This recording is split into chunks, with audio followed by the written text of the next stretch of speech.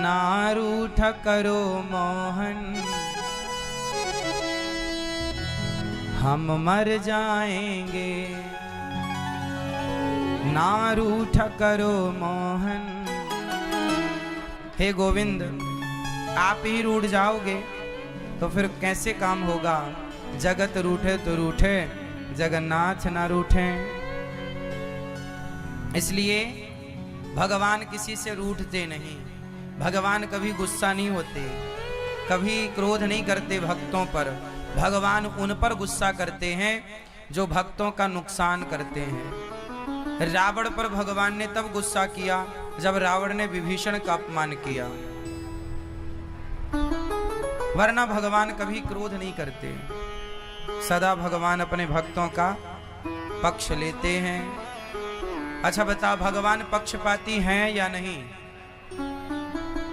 बोलो हाँ या ना। मैया, ओ मैया, भगवान पक्षपाती हैं कि नहीं? उत्तर हाँ या ना?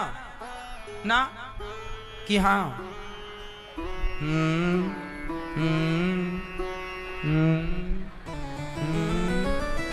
भगवान पक्षपाती हैं? कितने लोग मानते हैं कि भगवान पक्षपाती नहीं है, और कितने लोग मानते हैं कि भगवान पक्षपाती हैं? अरे भाई, भगवान बहुत बड़े पक्षपाती हैं। आप कह रहे हो भगवान पक्षपाती नहीं है, मतलब आप कृष्ण को जानते नहीं हैं। जैसे माँ सदा अपने बच्चे का पक्ष लेती है, ऐसे भगवान बहुत बड़े पक्षपाती हैं, सदा अपने भक्तों का पक्ष लेते हैं। भगवान कहते हैं ना कि मेरा भक्त कितना भी पापी हो, मेरा भक्त, बोलो मेरा भक्त, मेरा भक्त, मैया कुछ बोलो, मेरी माँ बोलो, मेरा भक्त कितना भी पापी हो, यदि मेरी शरण में आ गया तो मैं उसके समस्त पापों को भुलाकर उसे मोक्ष का अधिकारी बना देता हूं। भगवान पक्षपाती हैं, लिखा है भाई, हम नहीं कह रहे हैं। ज्ञान आया वैसे ही मुक्ति मिल गई अज्ञान से। काम करो, परिवार में रहो, पर बंधकर नहीं, मुक्त होकर। कैसे? जोर से, मुक्त होकर। परिवार की जिम्मेदारियां निभाओ, मुक्त होकर, बंधन में नहीं। बंधन में, सुनो, पक्षी जंगल में आजाद होते हैं, जबकि पक्षी कुछ लोग पालते हैं तो पिंजरे में रखते हैं। आप बताइए कौन सा पक्षी अच्छा होता है, जंगल का आजाद या पिंजरे का बंधा हुआ? शेर सर्कस का बंधा हुआ है, जंगल का शेर आजाद है। सर्कस का हाथी बंधा हुआ है, जंगल का हाथी आजाद है। बताओ, जंगल का शेर, जंगल का हाथी मुक्त है, जंगल का पक्षी मुक्त है, जबकि यहाँ पिंजरे का पक्षी, सर्कस का शेर बंधन में है। बंधन में यदि शेर भी हो जाए तो वो कुत्ते से बदतर हो जाता है। बंधन सर्कस का शेर कुत्ते से भी बदतर होता है। बोलो हाँ। तो बंधन आपको बदतर बनाती है, बंधन आपका पतन करता है। इसलिए बंधन नहीं। जैसे शेर मुक्त होता है जंगल में, हाथी मुक्त होता, आपको भी ईश्वर ने मुक्त ही भेजा था, पर आप ही संसार में बंध गए। इसमें भगवान की कोई गलती नहीं है। आपने स्वयं हथकड़ियां उठाई और हाथ में जकड़ ली। आपने ही हथकड़ियां, बेड़ियां उठाई और जकड़ ली। और जब आप बंध गए, एक छोटा सा एक किस्सा सुनाता हूं आपका, सुनिएगा। एक छोटा सा बच्चा, पुलिस वाले का बच्चा था, और पुलिस के घर में वो बड़ा ऑफिसर था, बड़ा पद पर था, उसके घर में हथकड़ियां थी। अपराधी को पकड़ते ना हथकड़ियां, तो हथकड़ी ना लॉक तो ऐसी हो जाती है अपने से, पर खुलती चाबी से। तो उसका एक छोटा सा बच्चा था, तो वो हथकड़ियों के साथ खेल रहा था। बच्चा तो बच्चा है, और उसने क्या किया कि हथकड़ियों के साथ खेलता खेलता उसने हथकड़ी पांव में फंसाई और बंद कर दी, दूसरी हाथ में फंसाई, बंद कर दी। अब जब हथकड़ी से उसने खेला और वो हथकड़ी उसके सच्ची में बंद हो गई बच्चे के, अब वो लगा खोलने, लगा निकालने, निकले ही ना, रोने लगा,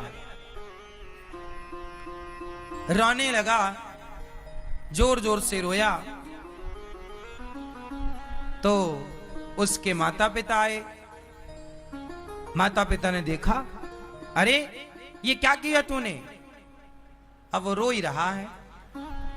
अच्छा, अब ये बताओ कि उसे वो मुक्त तो था ही, बच्चा पहले क्या था?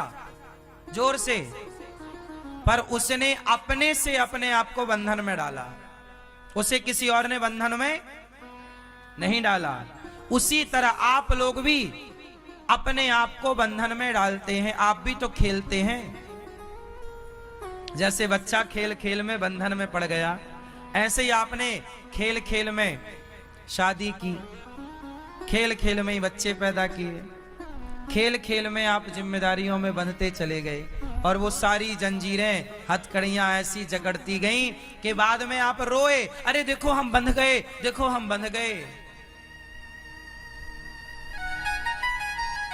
बांधा किसने है?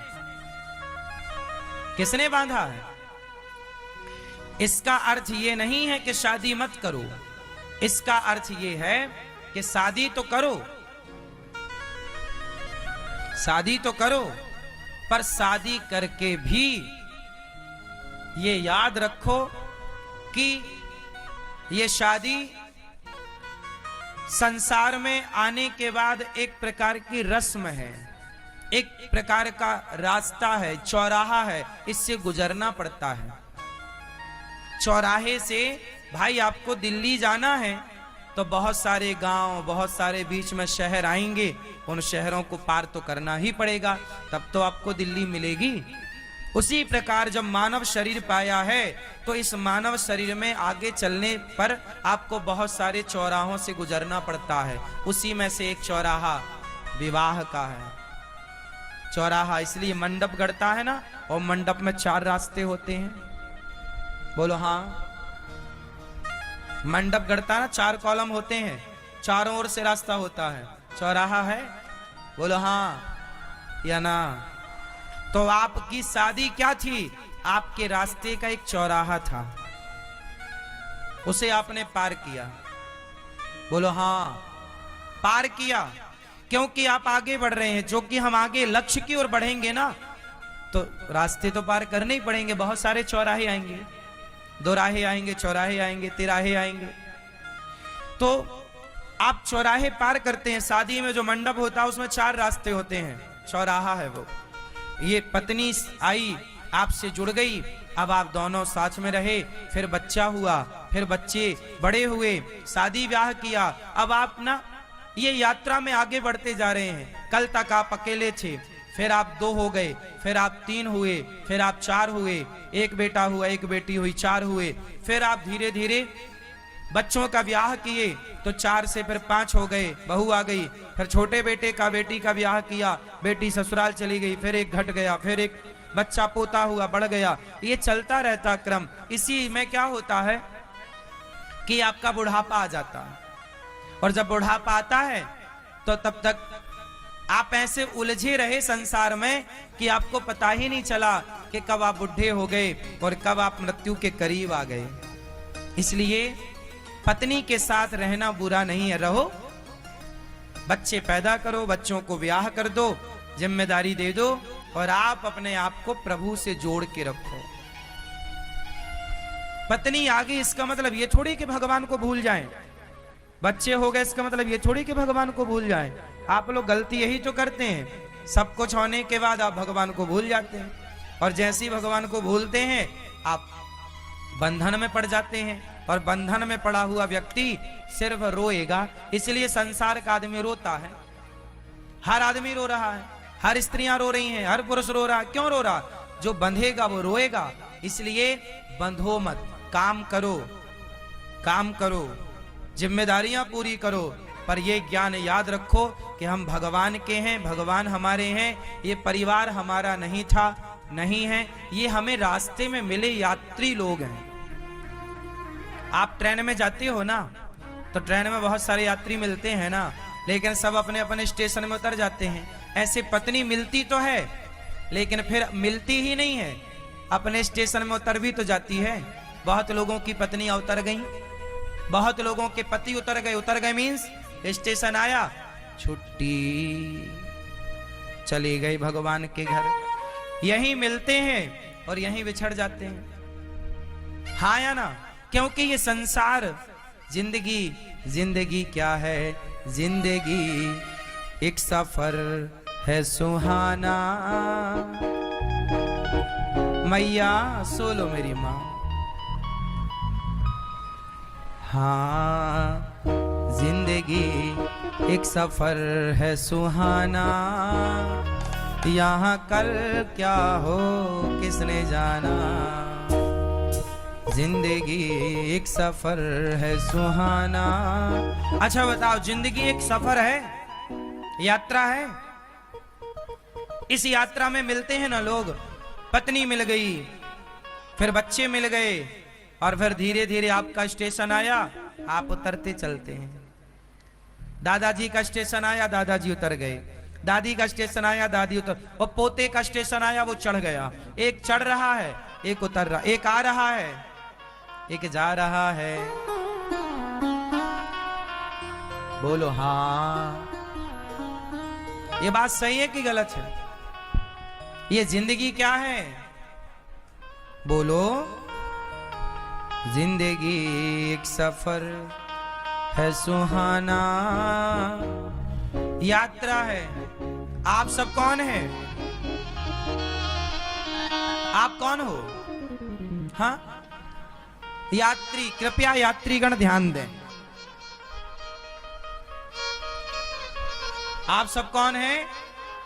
सच्ची है कि झूठी ये बात है? ये इस यात्रा में आप जुड़े, एक दिन यात्रा खत्म। इसलिए जिस दिन यात्रा खत्म होती है उस दिन की यात्रा को कहते हैं अंतिम यात्रा। कहां जा रहे हो? ये हमारे जीवन की, जब आदमी शमशान जाता है तो वो जीवन की, लेट कर जाता है तो वो जीवन की अंतिम यात्रा होती है। साथ जिस दिन आप जन्म हुआ उस दिन आप यात्रा में जुड़े, और इस यात्रा में बहुत यात्री आपको मिले। आपकी पत्नी भी आपके साथ जुड़ी एक यात्री है, बेटा भी यात्री है, बेटी भी यात्री है, परिवार यात्री है। और स्टेशन आने दो सबका, सब धीरे धीरे टाटा बाय बाय कह के चले जाएंगे। सब लोग कौन हैं?